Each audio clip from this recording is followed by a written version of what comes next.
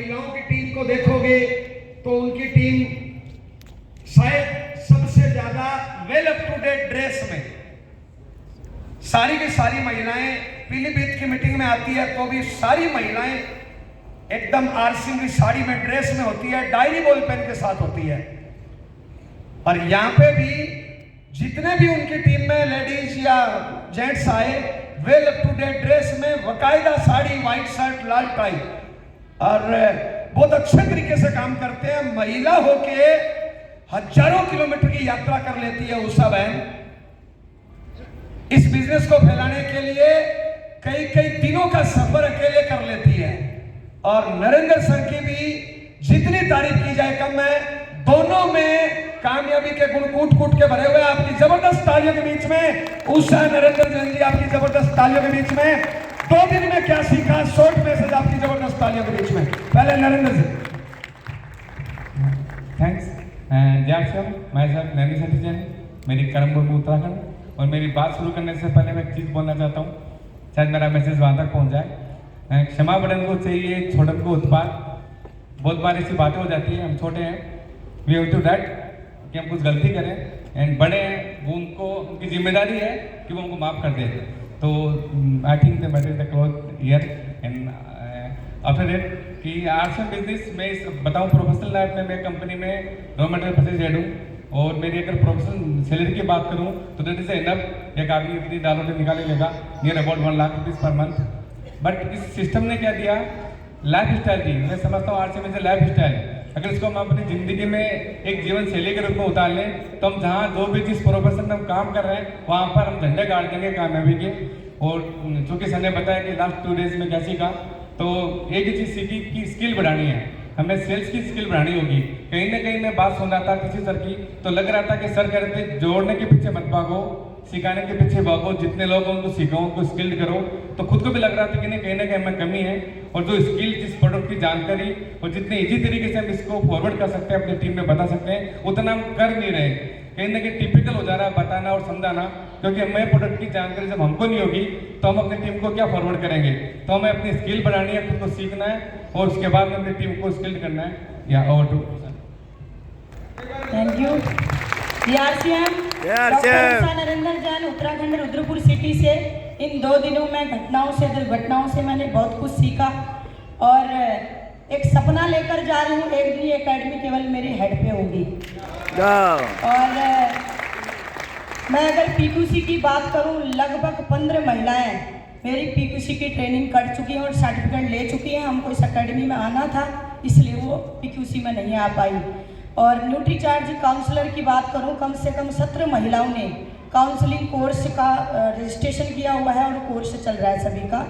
और जितनी भी कंपनी लेवल की मीटिंगें होती हैं सबके लिए जागरूक रहते हैं पूरी टीम के साथ, और अपने अंदर सुधार करेंगे और बहुत कुछ बदलाव अपने अंदर करके एक दिन आरसीएम की डायमंड जैसी पिन मैं लेकर आऊँगी। क्योंकि कई बार पुरुष लोग सोचते हैं कि डायमंड में ये रोटी बनाने वाली क्या जाएगी, लेकिन ये गलत फहमी है।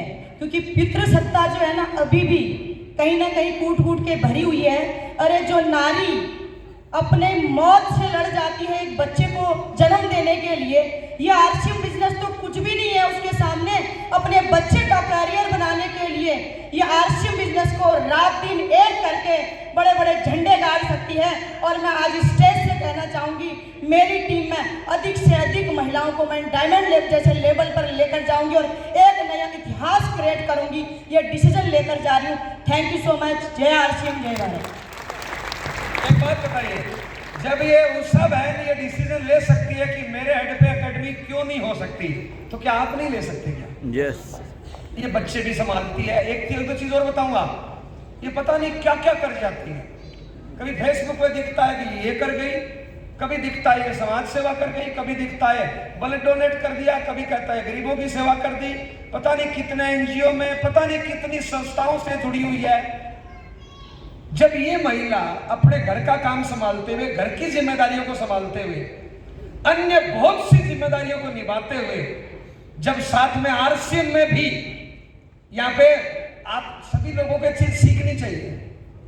जब 15 महिलाएं पीक्यूसी कर सकती है, बहुत सी महिलाएं न्यूट्री चार्ज का कोर्स कर सकती है, तो फिर आपकी टीम से क्यों नहीं हो सकता? प्लस आप लोग क्यों नहीं कर सकते? जब एक महिला कर सकती है, लेकिन अभी भी माफी चाहूंगा, कल हम इस टॉपिक पे बोले थे, मैं गारंटी देता हूं कई बहनों को मेरी बात चुभी थी, और चुभनी भी चाहिए, चुभनी भी चाहिए। हम क्यों किसी पे बोझ बने? एक तरफ तो हम बोलते हैं कि मनुष्य शरीर एक बार मिला है, और दूसरे में एक दूसरे पे बोझ है।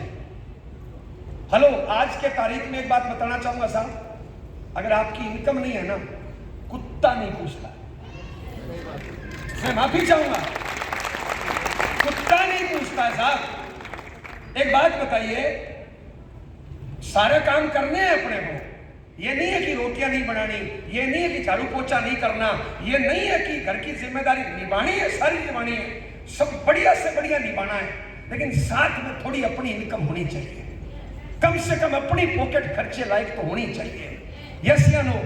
मैं तो यहां तक बोलना चाह रहा हूं, आपकी उम्र 90 साल भी है ना, तो भी आपको प्रयास तो करना चाहिए।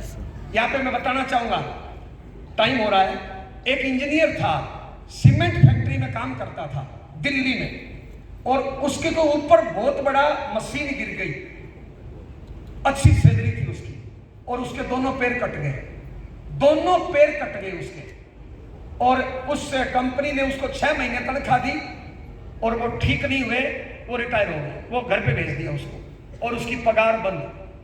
2 साल वो बंदा घर पे रहा, 2 साल घर पे रहा, कुछ नहीं हुआ।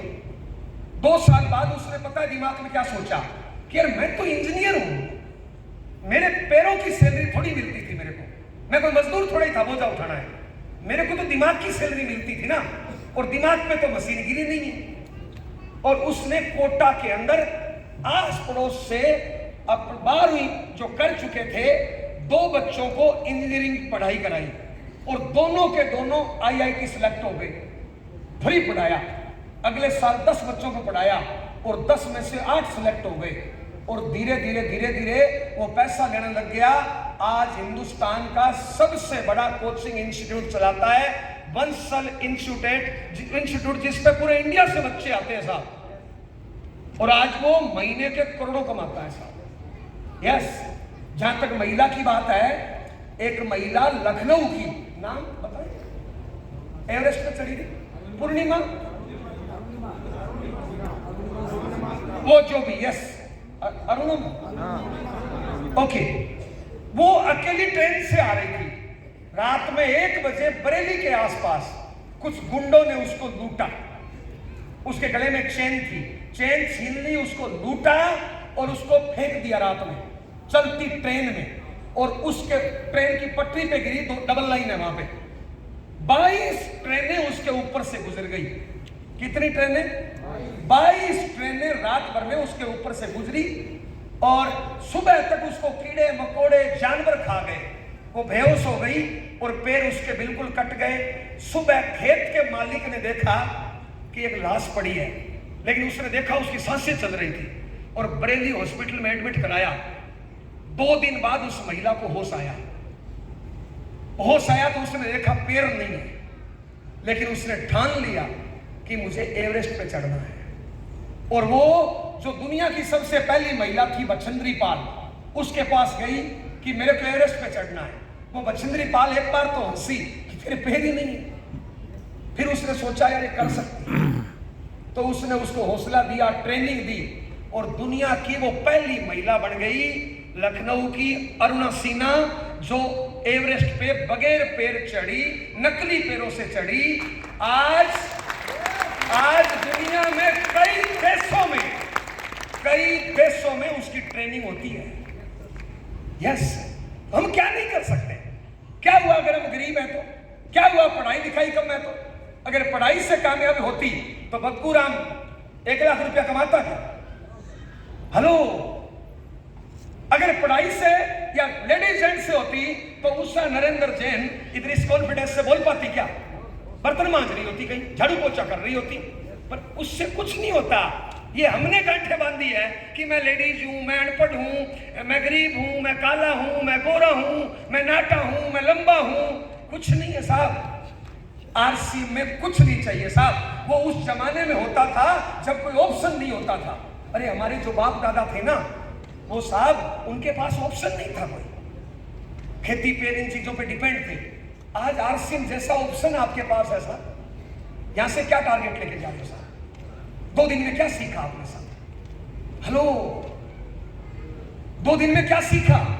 क्या टारगेट लेके जा रहे हो? अगर कुछ समझ में नहीं आया हो ना, तो यहां पे आपका रोल्टी टेक्निकल है। एकेडमी खत्म होने के बाद उसके पास जाना, अभी तुरंत उसका हाथ में हाथ लेना कि सर जिंदगी में कुछ करना चाहता हूं, मेरे को समझ में तो कुछ नहीं आया लेकिन करना चाहता हूं। आपकी बात का जिंदगी में बुरा नहीं मानूंगा, आप बताते जाना, बस मेरी क्षमता और मेरी औकात में होना चाहिए, मैं कभी मना नहीं करूंगा। और मेरी गारंटी है, मेरी गारंटी है भाई, रूपराम मेरे साथ 8 साल से काम करता है। मैं जानता हूं कि रूपराम के घर की परिस्थिति क्या है, इसकी पढ़ाई लिखाई क्या है, इसकी क्षमता क्या है, इसकी तबीयत कैसी है, ये कितना कर सकता है। तो मैं कोई मूर्ख थोड़ा ही हूं कि मैं ऐसा टारगेट दूंगा जो रूपराम की क्षमता में नहीं हूं। यस या नो? अच्छा, मैं रूपराम को अगर उल्लू बनाऊंगा कितने दिन बना पाऊंगा? यस। तो साहब यहां पे आपकी रोल्टी टेक्निकल है, ये टेक्निकल है, और मैं इन सबको जानता हूं, ये सब जिम्मेदार इंसान है। आप इनको जरूर बोलना कि साहब जिंदगी में कुछ करना चाहता हूं। और दोस्त एक बात बताऊं मैं, हम बचपन में माँ बाप के सामने सरेंडर हुए, बचपन में टीचर के सामने सरेंडर हुए, कोई धर्म गुरु के सामने सरेंडर हुए। अरे हम तो हिंदुस्तान के वासी है। अरे हम में से कई लोग तो है ना, कोई साला झाड़ फूस वाला होता है ना, उसके सामने गुरुजी आप भगवान हो। अरे झाड़ फूस वाला नहीं सुना क्या आपने? सेव खाओ बच्चा हो जाएगा, नहीं सुना? चलो, झाड़ फूस वाले के आगे सरेंडर हो जाते हैं। यस साहब, इनमें से किसी को गुरु चुन लेना जिसने आपको बुलाया है, और अगले 3 साल पलट के मत देखना साहब। यस। और इनका फोटो सेशन कराने के लिए आ जाइए, हरपाल सर आ जाइए, फैमिली सहित ग्रुप।